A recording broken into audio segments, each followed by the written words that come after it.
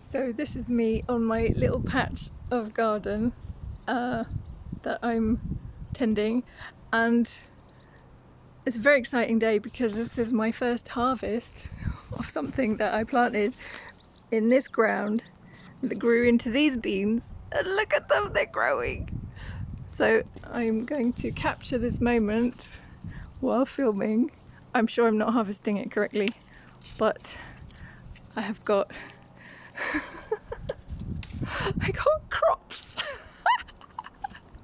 So Miriam, whereabouts in the world are you? So I am in Melksham, a lovely little town in Wiltshire, in the southwest of England. And it looks absolutely lovely there. And so Miriam, this is not your garden, is it? No, this is the lovely garden of Ian and Gill, and we set up a sharing arrangement last year, and I've got this little corner, which is just what I'm sitting in right now, and I've been tending to it as best I can for the last year. That's amazing. And it looks like there's a real variety of both kind of ornamental looking plants and also is that some sort of bean structure behind you? What kind of things I've are you got I've growing? got beans. Let's see if we can do a little show. Oh, These are my wonderful. beans with the lovely colours. I've cropped a few of them. They're nearly all finished now.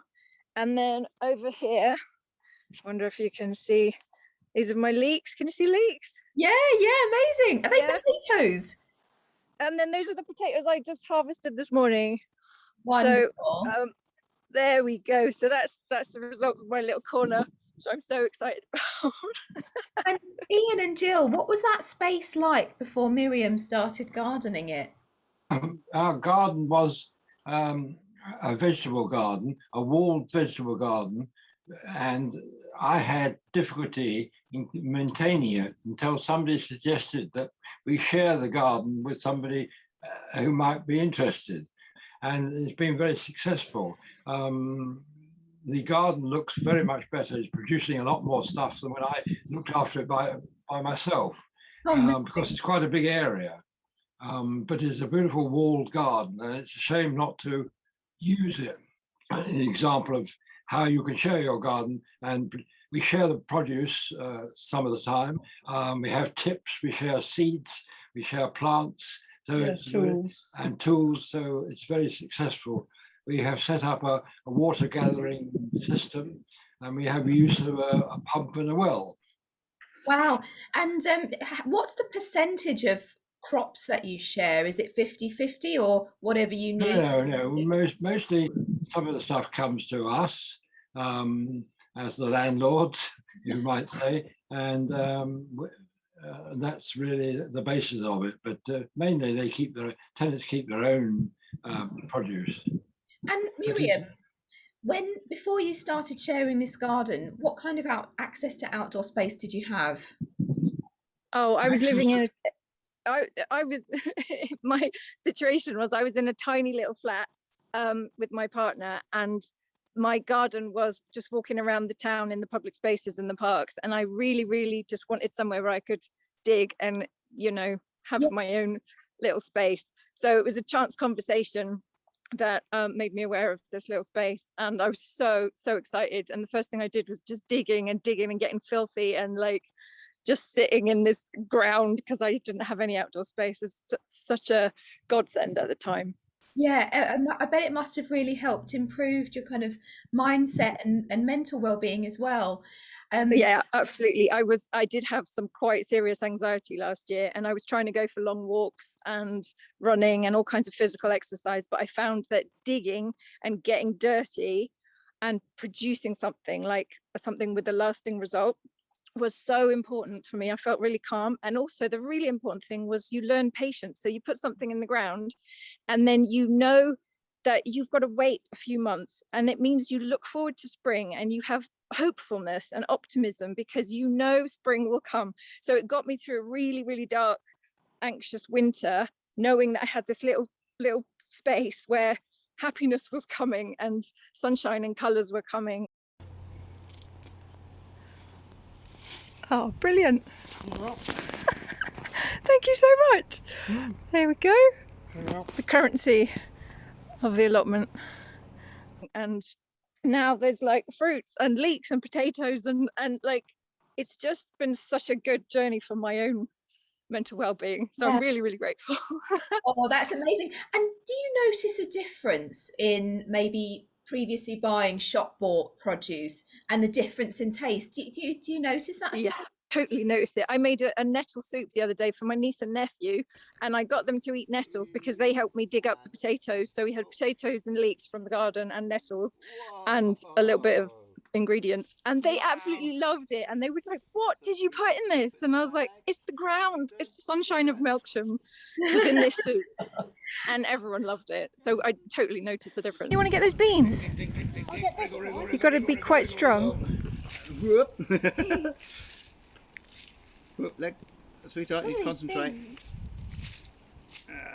Green beans are a lot smaller, Let's see if we can get a bit. but these beans are. Oh, they're so good. Do you ever spend time gardening together, or is it generally, do you generally do it separately? So Jill and Ian, you'll spend time in the garden one day and Miriam, you on another, or do you ever do anything together? We cross paths, I In think. cross paths, we talk to each other, and Yeah. our other tenant has a house with no vegetable garden at all, a little ground, and he thinks it's one of the best things he's ever had. He comes round and keeps on saying, "It's marvelous here. I can't believe that I've got this ground to look after and cultivate." And because he lives in a house with no vegetable garden and and so it's been a great thing for him as well. And he and his wife are. But he's very handy. So he's made himself a little shed on the roof, collects rainwater. There's nothing else to do. He comes and sits and just enjoys it. That's a lovely thing. Do you ever find the same, Miriam? You just come and sit and do nothing and enjoy the space? Yes, absolutely. Because I work just across the road from here, and it's a lovely little lunch break spot to just come and sit, and yeah, it's like a little sanctuary. I can just imagine you. I didn't quite see it when it was a bit further away, but I can just imagine you sitting underneath that little lean-to there on a rainy day, even just Yeah, sort of with a cup in there. in a flask and just looking out at the garden and sort of listening to the rainfall. I bet that's really calming as well. And Yeah. Jill and Ian, do you find that over the time that you've spent here, you've made a lot more friends and you've made contact? Well, we've certainly made friends with our tenants. What would you say to other people, Ian and Jill, that maybe have garden spaces or large gardens that they're just sort of going to rack and ruin, running over with weeds, and potentially could share their gardens with others? What would you say to those people? Well, it's very successful. Perhaps you've got to be lucky with your tenants and make sure that you have tenants who respect what's going on and enjoy doing it. Did you run a trial period, sort of? No, we just we got somebody who was into. We were told, why don't you share your garden? And I sort of advertised it amongst our friends, and one of them took it up. And Miriam, what would you say to other people that don't have a garden space and just sort of lean wistfully out of their windows wishing they had a garden? What would you say to them, and how would you encourage others to just give it a try?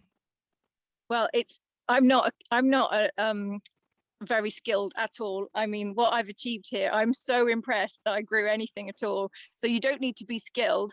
It's the mental satisfaction of having a tiny, even at like a 3-meter little corner to garden. So if you can find one, and if in Melksham or wherever we can match people up, I just think it's so beneficial, and not just for the gardening, but for the social connection, for the sense of being part of a community, because Melksham especially is a really wonderful community, and there's a lot of community spirit, and there are connections all over the place. And this is just another way to help people make friends, make meaning, and be really productive and useful. So I would just encourage anyone who has an opportunity to find a little bit of the world to garden and contribute in that way. And also talking about the, you know, the small amount of space that you've got, and that you've only been there for a year, you've got a lot of edibles there in the background. Do you think that you've saved a lot of money by gardening and growing your own veg? I don't know. I haven't done the math. The time it spends to water and to plant and dig and weed, I think if you calculated your time, it's not. But I don't see that as a loss of time, because it's all really beneficial. I really enjoy the fact that there's a zero carbon footprint, that I walk here, I dig up my potatoes, I cook them, and there's no packaging, there's no transport, there's no carbon. So like that for me is really, I feel ethically like a good person for that. And you say you save seeds, so from year on year you collect the seeds so you can plant them next year. So it sounds like you're not having to buy excessive amounts of, you know, starter packs and seeds. So it's kind of already a sustainable system that you've got happening. Are there any other tips that either Jill and Ian you can give to maybe somebody that's thinking about starting a garden share, or Miriam who might be starting a garden share? Any tips for starting out? Well, I think you've got to share your plants. I mean, our other tenant has produced a lot of lettuces this year, and we haven't had to buy lettuce all the summer. And he's now planted a lot more lettuces. But we share things like we've got gooseberry bushes and blackcurrant bushes, and we share the produce from those. And he makes them into jam. We make them into jam. So it is a sharing experience. We share plants, we share seeds, and that's been a great help too.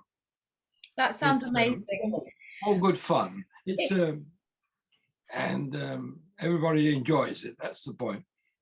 And I imagine in the time of COVID, so Miriam, you started last year in the height of the pandemic, when we were all very worried about, you know, being near each other. It's a very sort of safe and healthy way to get outside and maybe sort of socially distant, still meet up with people, have a chat. And do you feel like you've stayed connected just by seeing other people on the occasion that you've bumped into each other in the garden? Oh yes, I mean, I think that's how we have a chat. We talk about things. Miriam knows what we talk about sometimes, and our other tenant, we talk about various aspects of life and difficulties in COVID. And it's nice to sort of feel that your garden's being cared for and looked after. I'm sure. Well, that's the great benefit from our point of view, is that it is being cultivated. I couldn't manage it by myself, and it's been really a great help. We have a tennis court, or at least we used to have a tennis court, which is now a wildflower meadow. Oh, we let it grow. Amazing. That's wonderful. And I suppose that's really good for the vegetable garden as well, because they say that's quite a good tip to have lots of wildflowers to sort of help pollinate the fruit and veg that you have. Are there any other things that you're growing like that, Miriam? Well, that's important, I think, to have the bees and the things pollinating. We've got a lot of bees and insects in the garden, which are pollinators. The way we run the rest of the garden is very helpful. A lot of butterflies, and they seem to prefer the vegetable garden, actually. Oh wow, yeah, nice and tasty. All the lovely sort of squash, big open squash flowers, and all the lovely bright colours of the bean flowers I saw there. I bet they're really attracted to those. Yes. And with your lawn, do you ever sort of need any help with the other parts of your garden? So the people that are sharing your yeah, we do have some help with the cutting the lawn and various other activities in the things. We're getting a little past a lot of things, so we do need some help with the garden. So it's been the vegetable garden's been a great success, but we have got good help with the rest of the garden. We felt we've been so lucky during the COVID being shut in, because we've got this large garden to look after, but it also looks after us. Yes, that's a wonderful thing, isn't it? The fact that the outside space does really kind of help with our physical and mental well-being. So it sounds like it's pretty much win-win on both parts. Yourselves, Jill and Ian, as the garden owners, and yourself, Miriam, as the garden tender. it sounds like everything's really kind of equal in the positives of doing the sharing of the garden. Is there anything that hasn't worked at all in the past of garden sharing? Either way? No, don't know. Don't think so. We can't think of anything really, no, except that our tenant, because she had so much commitments with the community allotment, she left us. But Miriam has stepped forward, and our other tenants have stepped forward. So we have noticed. I've had to do a lot more, but I mean, it doesn't matter. It's been good for during COVID. Been good for us. So the lack of a garden tender has been the only problem when there hasn't been somebody to take over. Yes. And Miriam, was that a lot harder for you to start where it was sort of left for a period of time, or did you just sort of get stuck in and get started regardless? I first of all, I was a bit tentative because I didn't want to there were a few things there that were already growing, and I didn't want to damage them or disturb them. So I was like working around other things until they died off in the winter, and then I was like, right, I'm ripping this all out and completely starting anew. Yeah, they do say that with an established garden, it's always a good idea to give it some time to see what grows and to see what you could maybe, help, thrive the following season. But that sounds like a really good idea, that you sort of gardened around the areas that you weren't sure about and sort of just got stuck in elsewhere. Part of the area she was worried about were some of the flowers, which are very important for bees in the spring. Pollinators, yes. Yeah. Bees. We've got what are the bees called? Oh, the hairy-footed flower bee is a wonderful little creature, and the males come first, and then the females follow on, and they sit in a little clump of what most people would call weeds, which we preserve. It's on the corner of Miriam, so we have to tell her not to do anything in that little patch because it's full of bees. What's that variety of plant called? Plant is what's it called? Lungwort. There it is. Little flower that has sort of variegated leaves and pink and blue flowers. Is that also known as comfrey? No. Oh, no. Oh, okay. Not comfrey. Oh, no. No. It's lungwort, common area. Is it quite soft? The leaves, are the leaves quite soft as well? Yes, they are quite soft, yes. Oh, okay. Yes. And slightly variegated. Ah. But it's the flowers that are important for the bees, and they only come in the spring, and they only stay for about a month, and then they've gone for till the next year. Where they go, we don't know. I think they feed on the tubular flowers, which we've got quite a lot of, and the other weed that grows in the rest of the garden. Well, it seems like they've got a lot of choice there and a lot of fun, lovely, attractive things to feed on and to eat. Comfort, the nectar. The other thing that we have done in Melksham is the Blue Heart campaign to wild your garden. You may have heard about it, but it's a national campaign, and we got it started in Melksham, where you have a blue heart showing in your garden, and you leave some of it to go wild, and have various other things like ponds and things for insects, and that's been quite successful in Melksham, and it's actually spread to neighbouring towns. So it's really looking after the. They don't use chemicals. That's the main thing. That's the thing. No chemicals are used in these gardens with the Blue Heart, and it's to increase the biodiversity for the insects. Very important. And can anyone do that? Just put a blue heart in their window or in the garden? Yes, that's right. Put a blue heart in your garden or a blue heart in your window, and then you have to abide no chemicals and do something to wild your garden. Well, that sounds wonderful, because that means all of your produce there, Miriam, will be organic and sort of free from pesticides and any sort of chemical fertilizers. So healthy for us and healthy for the animals and the biodiversity out in the garden as well. That's one of the other benefits of knowing that I'm contributing to the sustainability of the ecosystem. And there's 2 corners in my little plot which are just for the insects. And when I first started, Ian said, you can do anything you want, but you're leaving those for the bees. and I'm really like happy to contribute like that.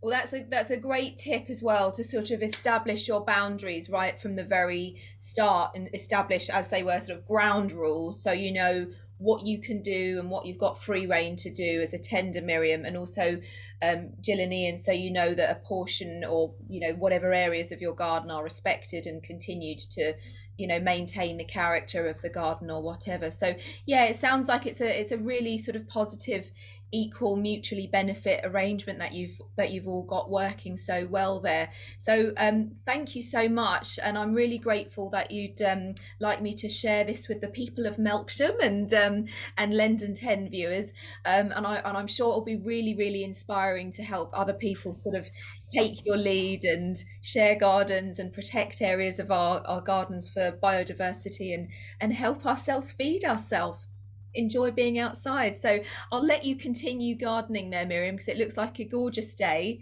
So enjoy yourselves, and have a lovely relaxing day, Gill and Ian, without having to need to go and do any weeding on a Sunday. Thank you. And I just want to say thank you, Joyce, for starting Lendon 10 and for having this concept of sharing, because it's so beneficial for people and the environment and wildlife and everything. So thank you to you for doing this. Thank you guys for sharing it. That's what it makes it work. I'm just trying to promote the idea, but you guys are the ones that are making it work. So cheers and well done all around. Thank you. And we're very pleased to take part.